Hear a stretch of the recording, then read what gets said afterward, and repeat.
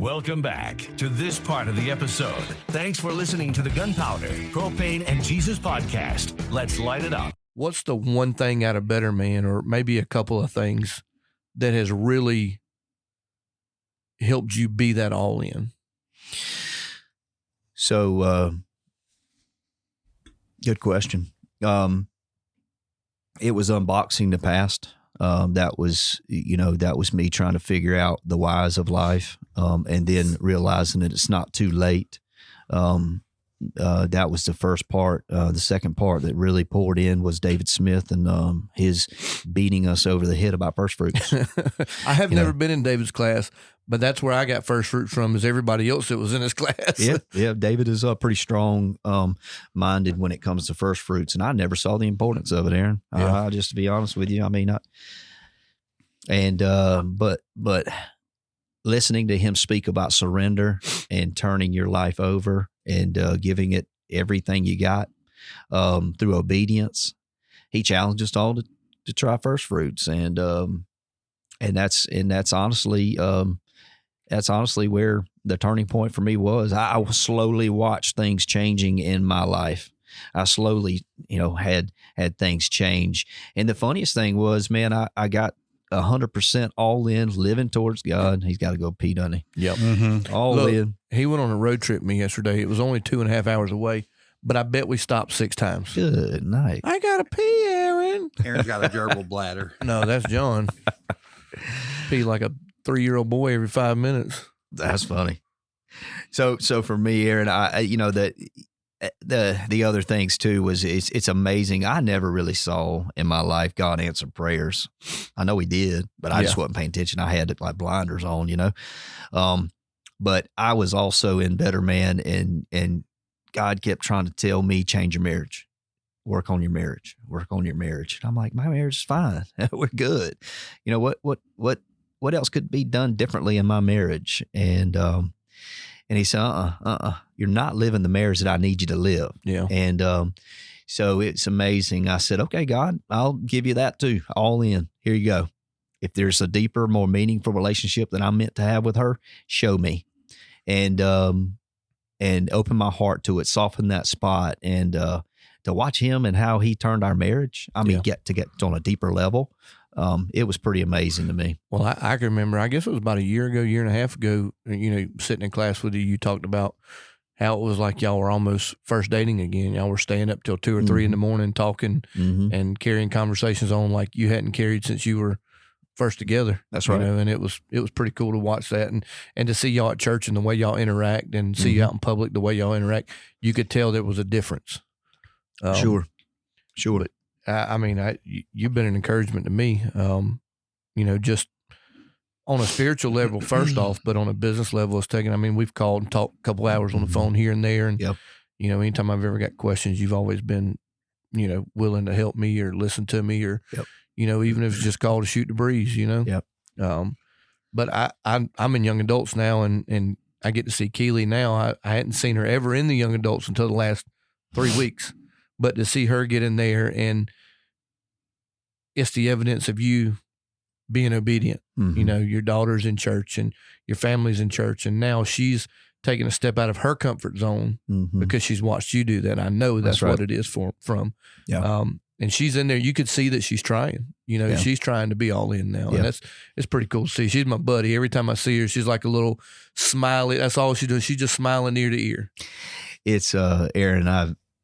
She's 19 now. It's so amazing that I can come in there on a Saturday morning. I'm probably 4 or 5 cups of coffee deep, and she's finally up. Goodness gracious! Is that about 2 o'clock? No, I get up pretty early on the weekends to start coffee, but I don't know how many times I can count on my hand, Aaron, walking through there and hearing her in the background. I can hear some Christian music playing, and I peek around the corner to make sure, hey, she's dressed or something, and I peek around the corner and, what you doing? My devotional. I mean, I can come in there at nighttime. What you doing? Read my Bible. I've just never seen things like that out of a 19-year-old, 18-year-old. It's amazing to me how special she is about loving Jesus and trying to do God's will. Now, I will say he needs to work on her mouth. She's got some cleaning up to do there. Look here, man. She's 19 and she's a girl. That's correct. I've got a 10-year-old that's like that. I'm ready to choke her. I love her, but God bless. Somebody want to adopt one. I got one. Yeah. No, and that young adult, we talking about a lot on here because me and Bruce were both in the young adults, and we get to see it now. Donnie's in there with us, Okay. But they are a special group, man. Like there is a fire burning in them that I wish would have been when I was a young adult. And I've said it before when I was at Victory. That's why I left, because I had nobody to hold me accountable. I had no youth pastor or not youth pastor, but young adult pastor or young adult leader calling me and saying, "Hey, let's go do this," or "Hey, man, where you at? Where you been at? We ain't seen you in a while. Praying for you, love you." We didn't have that. So when I was in the world, there was no accountability. But now those kids are holding each other accountable, and it's awesome to see. Normally there's a handful of them in here on Friday mornings, but I know one of them's hunting and one of them's working this morning. So there's, some of them can't make it every week, but the ones who are here every week are faithful every week. Yeah. And those guys are holding each other accountable. The guys started a Bible study on a Tuesday or Wednesday night. I got to go to once or twice, and that's Tuesday nights, I believe. Yeah. Nobody's forcing them to do that. Mm-hmm. Like there's not they're all adults, but there's no leader in there facilitate. It's just a bunch of young adult guys that are in there facilitating, and they rotate every week. Somebody different does it. And now the girls are doing it on Saturday morning. It's pretty cool. My daughter's got one that she's got friends outside of church that she's burdened for that do a small Bible study with her throughout the week, and just to see all these kids doing it, man, it's awesome to me, because when I was that age, that was the furthest thing from my mind. I grew up in church from the time I was 7 or 8 years old. But the time I hit 18, 19 years old, I wanted nothing to do with it. And it's encouraging me as a 41-year-old now, seeing all these young adults do it. It keeps me accountable even in my older years now. So it's pretty awesome, man. And now I get to see your daughter in there now that she's finally coming. Keely, if you're listening, don't leave. Shout out, Keely. How many kids you got? Two. Yeah, that's it. Boy and a girl. There's something going on at Victory that I don't think I've ever witnessed in my whole life. I've been a part of four or five churches now. And it's different feel at Victory. Yeah. I've never been to a place to where I can feel the Holy Spirit present every single time I'm there. I can look at that youth group. I can look at the young adults group. And man, it's amazing. I mean, it really is. What Better Man has been able to produce year after year after year. Biggest, I don't know the word I'm trying to use here. It's not the biggest ministry we have. No. But I think it's the biggest impact. That's the word I was looking for, ministry we have. Because everybody knows the statistics. If the man gets saved and follows God, it's a 93% chance that the rest of the family. That's right. It's awesome to watch. I mean, I've been a part of Better Man, and I've skipped the last two because just this season of life we're in has been so busy. I need one day a week to not do anything, but I do want to go back because there's one or two more classes that I want to go through. The Loving God's Woman, I want to do that one. We did the encouragement, the word, being a God's man, and I can't remember what it was. We did a Better Man studies God's courageous word. God man, a courageous courageously man follows God. Yeah, that's it. Yep. I will get it right sometime or another. Give me about 30 minutes. My epilepsy will kick out. I get it. But the impacts that you do get to see, even women. I know Ashley, my wife, Ashley, Tammy, and Rachel. They started a Tuesday night group for women. Even though Kathy, Newton still has hers, but they started a small study as well. And but there is always going to be a trickle down effect if you can get the men involved, and if you can get the young adults and the youth group involved, it's going to be a trickle down effect all across that church, and it just shows. There's so many. We're able to witness those fruits right now, and it's pretty awesome. It really is. Donnie, you got any questions? No, I'm just enjoying the story. You know, it's and I agree about Victory. Victory is a multi-generational church. It's not just a bunch of parents. That's you right. know. You got grandparents, parents, you know, kids, grandkids coming up, and everybody witnesses it. You know, and one thing good about your story, Aaron's story, John's story, mine, Ken's last week. You know, it's odd when you're checking the box when you're living for the world and you're going to Sunday and you're like, all right, got my church in this week. That's right. I'll go out and live for the world. And then when you start trying to get all in and submit to God and do the right things, it's so funny to me that when you go to church, there'll be 1,700 people on a Sunday morning. Back when we had one service, you know, now we have the two, and we're still probably 1,500 in the morning one. Yeah.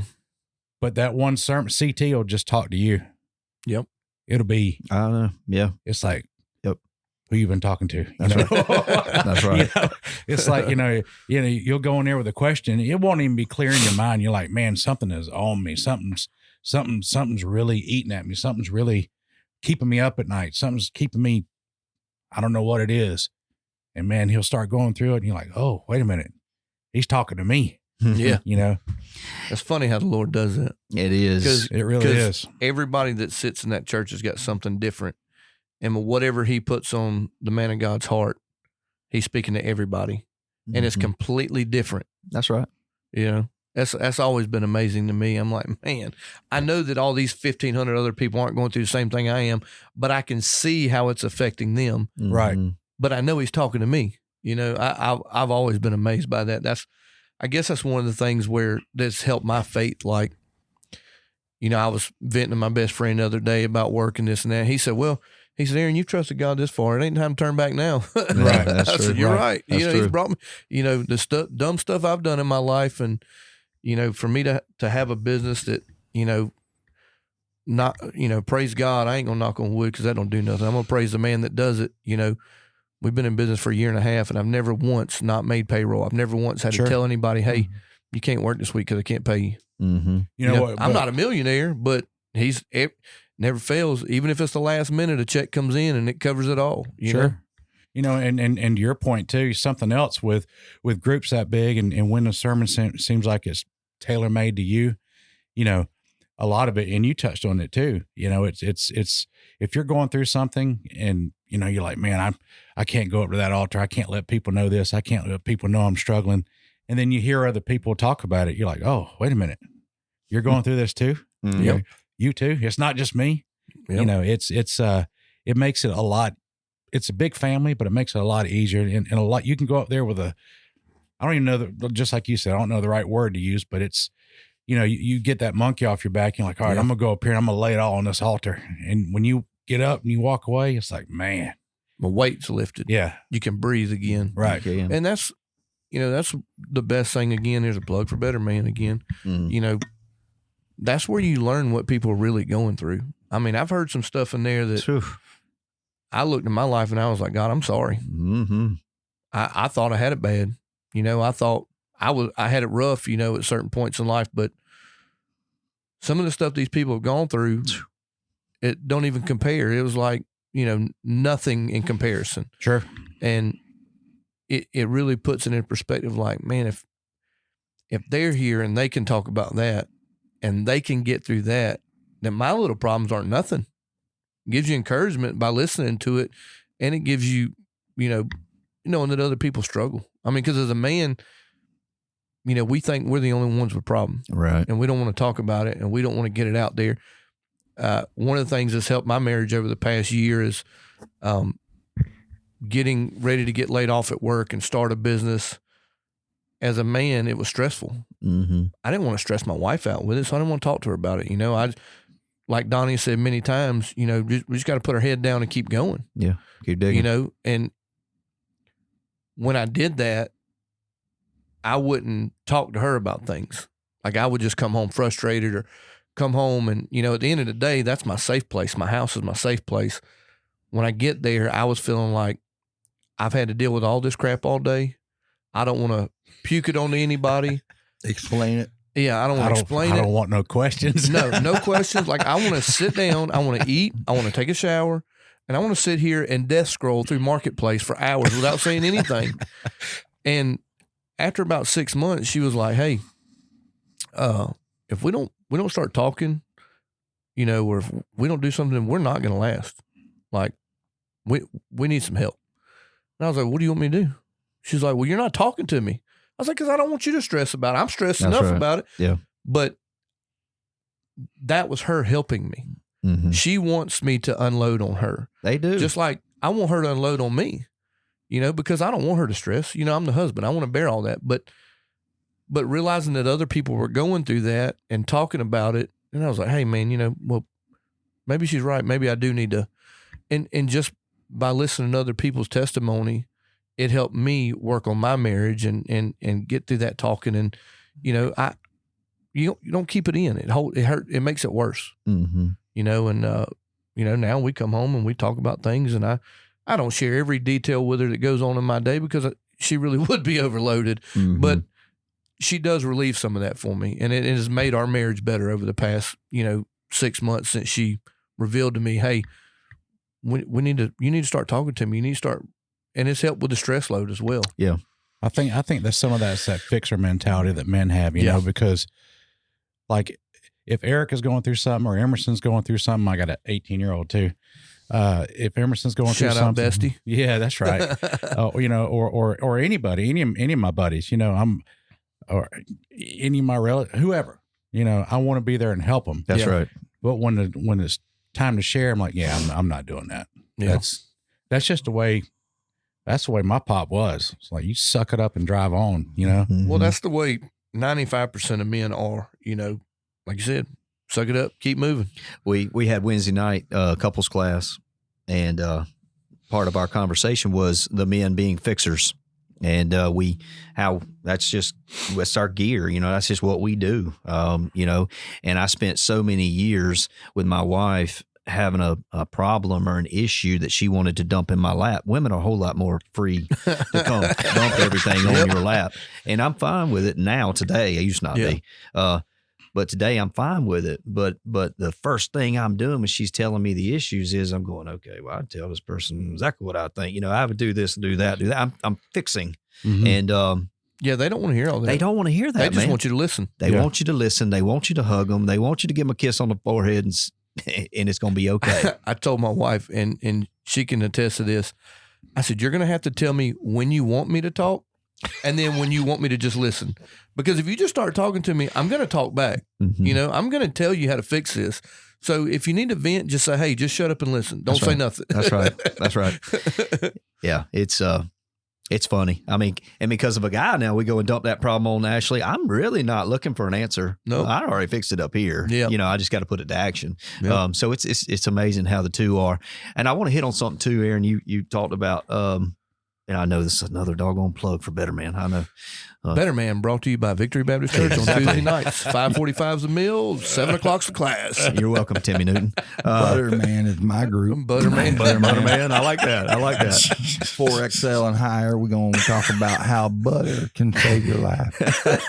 Makes your wife happy. Oh, Lord help me. But the burdens that we hear in Better Man, some of those things, I never really had a feel for a calling to help men. Yeah. When you experience the goodness of God and what that feels like and what that looks like, and you're able to produce fruit, and then you're able to enjoy, why not share it? Why not try to get men converted to an all-in attitude of obedience and surrender? So it's amazing the surrender. I'm sorry, not the surrender. It's amazing the burdens that we carry now that now I feel like I have to go fix. That's what I was getting around to, is the fixing part. And, but that's just the goodness of God that we get to witness and we get to see, that living out God's will for our life instead of our own. And so I wanted to plug that in there, but it's special to me now today. That's right. Well, that's kind of the reason why we started this Friday morning thing, is because Jordan, my lead guy, who's at home with a sick kid today, I played a lot of travel tournament softball with him, man, for years and years, and talked to him about church and talked to him about God. And he's like, "Oh, I'm a Christian," but he never would come to church with me. Well, as soon as me and Donnie walked this building and decided we were going to rent it, the first time I brought Jordan in here, he was like, man, we ought to do a devotion with our guys. I was like, what? I'm trying to get you to come to church a year and you talking about a devotion? But I said, hey, let's do it. And we started out, the guy that was sitting next to me, Eric, he's got a construction business as well. He's got like 4 guys on his crew. And I said, let's invite Eric and them, because we always eat lunch with them on Thursdays and they're Christians. And so it started out, 12 of us for the first 2 or 3 weeks. And I prayed and I said, Lord, I think this could be bigger if you want it to be. And he said, do it. So we started inviting everybody, and it was John and then Donnie. And, now it's 40, 50 people every Friday. Yeah. But it was off a burden to help somebody. And That's I right. like some of the guys that work for me, they're in the Bible college. Jordan never came to church ever because I invited him. But when he's out on the job site with these guys every day, and, Dan invites, hey, man, I'm going to preach this Sunday, after they've been working together for a month and a half. And, he's getting to see how Dan acts and how Dan works, and that Dan's a good Christian. And Jordan goes and see Dan preach. And I was like, Lord, what are you doing? I'm going to see that. I'm going to preach at that church over there. Love you, Dan. Don't make fun of Dan. He can't help it. He's a Yankee. But Need to hook Dan up with Guido. yeah, Might be a good fit. I don't know. And then Gus was preaching one. I think it was one Wednesday in the college chapel, and Jordan was like, "Can we go watch that?" I was like, "Yeah, we can go watch it." So we went and watched it, and then he shows up to church one Sunday morning, and now they're there just about every Sunday morning. Well, after Outdoor Extravaganza, That's when right. our son got saved. Yep. Yeah. And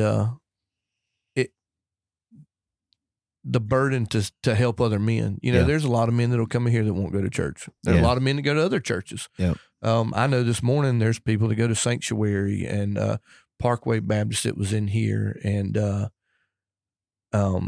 Stevens Creek.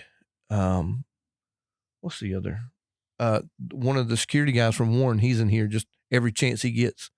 And he's coming to Better Man from us, and he's wanting to start a maybe looking to start in Better Man over there or something like it. And it's pretty cool to see how God is working right now in men's lives. And I think in the day and age that we're in, there's revival going on, but if it hits the men, it's going to break out even more. That's right. It will. And that's one thing we tell these guys, if you go out of here today, and let's just say on a Friday when we got 50 men, and you impact 3 people's lives for God, that's 150 people. Yeah.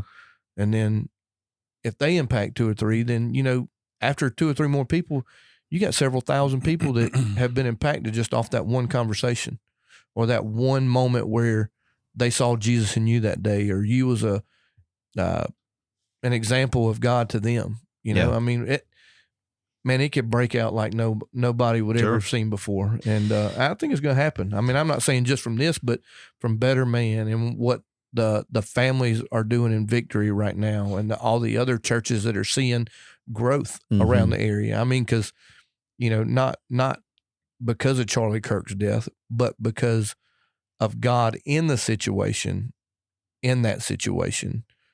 all these churches have seen a growth. Charlie Kirk's death, glad you mentioned that, has really boosted a fire in that college age group, and across the nation. I mean, my goodness, how many Freedom T-shirts have you seen walking around? Sure. How many times have you heard it being talked about? His death has made such an impact where someone evil thought that they were going to shut that off, and watching it have exact opposite effect has been pretty special. Yeah. I love it. I ain't even seen a peep about that dude in the news. No. He blew it up. So, what I mean? Well, the attorneys right now are trying to negotiate a deal where it's not televised, where the public can't view it. Gotcha. And I think, which is ridiculous. Trying to cover some stuff up. Yeah. Right. But the impact that Charlie Kirk's life and what he stood for has really, really turned. I was reading, and I want there's that like fire. There's like a 53% increase in Generation X and Google searches for like Jesus and Christianity now. Yeah. Like Amazing. it sparked a crazy revival. It man. sure Well, did. it used to just be cool to see him on a TikTok video or Instagram where he was having a Shredding a debate kid. with some college Purple hair. and it's like, oh man, this is cool. And you're sitting around like, check this out. He burns this guy. And then when that unfortunate event happened, everybody's kind of snapped to attention. They're like, wow, wait a minute. This guy was on to something that, that's why they wanted to He silence told him. what the they were- truth. Yeah. Yeah. Like I mean, he wasn't being mean to people. And Like he he wasn't wasn't going out being there mean. making fun No. of people or Nope. being racist or being derogatory towards anybody. He was, if they ask him a question, he answered it with truth. He gave factual scripture, Yeah. facts in real world time about what's going on and statistics. I mean, he knew his stuff. He was a model. If you can think if Jesus was a negotiator or if Jesus was a truth teller, he reminds me of the way Jesus would have handled situations that Charlie was thrown. That's right. Had some things thrown at him and how he would respond. That's just what he emulated. That's what right. he looked like. It was special. He was a special individual, but you're right. He never grabbed a whole lot of attention, but man, he was famous on TikTok and had He great. was, yeah. Yeah. I love watching him. him. And he didn't start out as a Christian debater. He started out as Politician. politics. Politicans. Politicians. That's right. He did. But Aaron's learning new words today. he said his wife, helped transform that. And I mean, when he switched to the Christian, I mean, it was like a major change. Yeah. And dude knew his stuff. He sure did, man. He was smart. He was sharp. I mean, he was just, people would come up there with anything and he would throw out a statistic. I was like, good Lord, where's he Yeah. keeping it all? Yeah. Not only a statistic, he would throw down factual truth, historical truth. Yeah. I would love to see the number of how many people were lined up behind the first person asking the question and like, nope. Nope. Man, I'm all good. I think you answered that for me. Yeah. Get the pan out of that when people just start leaving the line. Yeah. Where'd everybody go? There Well, was that's 40 what- of y'all. Now there's 2. Yeah. Was I supposed to hit the record button earlier? Oh, Lord. John- Kirk told you about me last He week. did. Oh, man. He did. I tried to get Kirk to sit in with us. And I he did said he had a too. 9 o'clock. I got a 9 o'clock. I said, you're the boss. You can do what you want. But, Yeah. if you want to go to work, go to work. Yeah.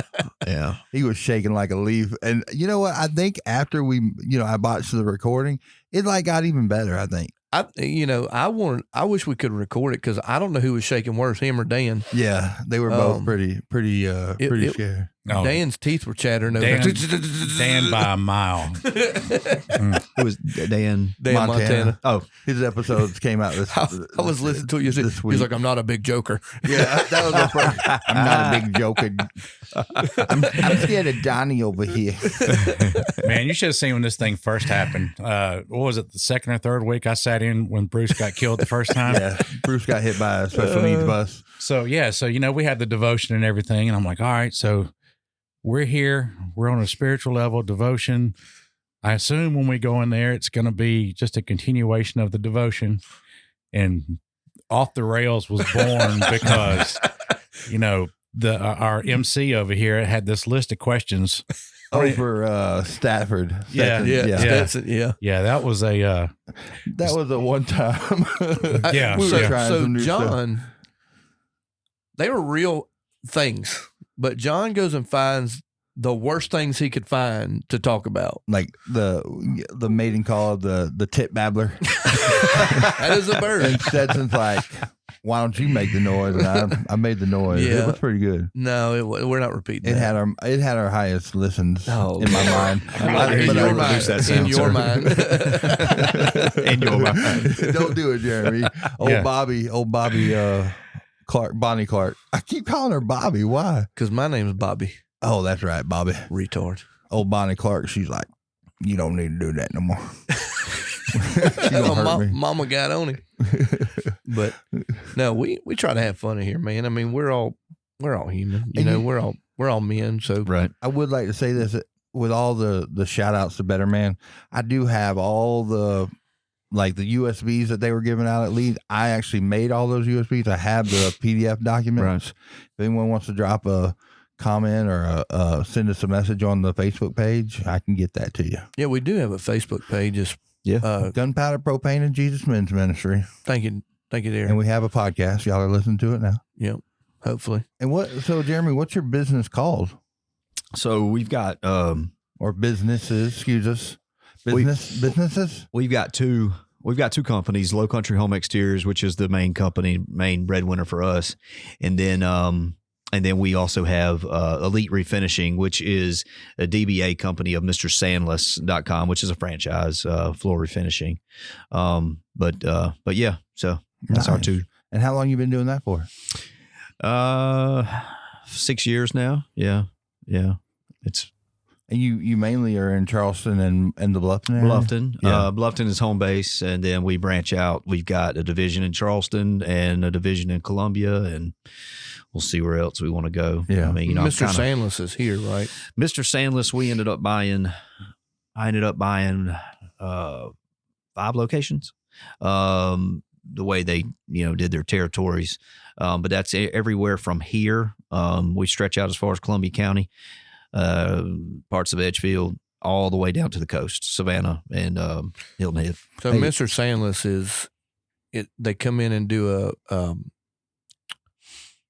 they don't sand and stain. We're zero sand, which is kind of unique for a lot of people. I've been in construction all my life, and I mean, I've never heard of it. Went to Philadelphia for a week's training. I took old Guido with me, and we watched him do first job. Matter of fact, we were there for like 3 or 4 jobs, and I was blown away that you could refinish a floor with no sanding. But it's not for everybody. I try to tell everybody that, it's not for everybody. I had to call a sander to see if he can help me. Hey, this floor needs to be sanded. There's no help for Mr. Sandless. So that's that business in a whole, but it's a fun little business. It really is. I mean, I'm trying to think about it as my retirement vehicle one day, generating enough revenue where I can coast. We'll see if we get there. I'm looking for backers. I got a website idea. It's sultry Mexican desserts, OnlyFlans. OnlyFlans. OnlyFlans. Aaron, where'd you get him from? Hey, Goodwill. you could be on the floor Goodwill. level. Floor level, man. It's going to be big. He was on the clearance at Goodwill. He came with a soundboard. Oh man, they got me off of eBay. Timu. It was Timu. It was not, No, man. it was Alibaba. This that's is a even Sony product. This Okay, is a Sony Sony from Japan. Yeah, That Aaron. says Sony, not Sony. Yeah, Aaron and That's I a are zero, not an O. Aaron and I are venturing out together on a project. Hopefully, that will be contribute to our retirement. So hopefully, maybe one of these days, Mr. Sandless can help us with some of our projects. Oh Lord. Don't commit. Oh man. So you said you did AA. We got the shout out 180 recovery ministry. Y'all always talking about better man, but recovery's been great for me. I've always heard that. I've never been there. Brother Adam, he's got so much knowledge and everything, but AA is it was biblically based when they first came out with it. You know? That's right. And those steps are discipleship, and it's, we always, y'all talk about first fruits, but with the AA program and 180, it's like an all fruits, you always have to be in that mode to, surrender. That's right. Understand that you're powerless and you have unmanageability. You got to make sure that, you understand who God is. You've got to be able to, understand your resentments, your fears, and the biggest part is that most people don't see. And you said, earlier that, you were pretty selfish in your relationship, but a lot of us, we don't see our own part, it's hard to understand what my part is in this problem that we're facing. But, how did AA and all that affect you? Did it help you any? Like, what was your thoughts on it? It did. I mean, it was eye opening to see all the people that struggle with it. I never knew that. I never also knew that it was a disease. It was something that runs inside of us. I didn't look at alcoholism that way or anything like that. I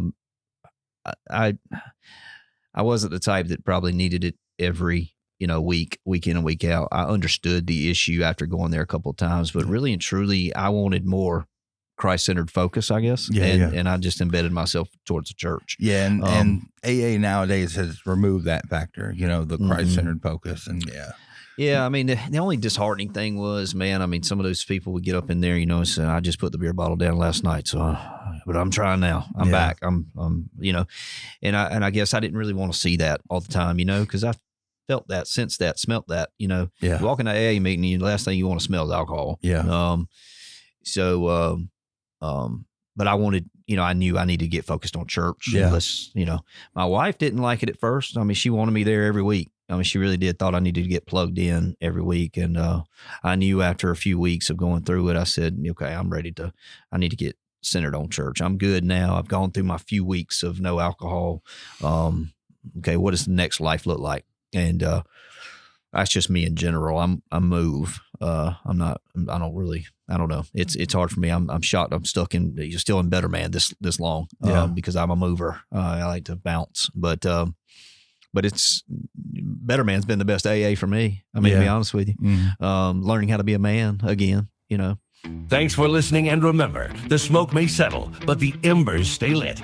This was the Gunpowder, Propane, and Jesus podcast. Stay tuned for the next part of this episode.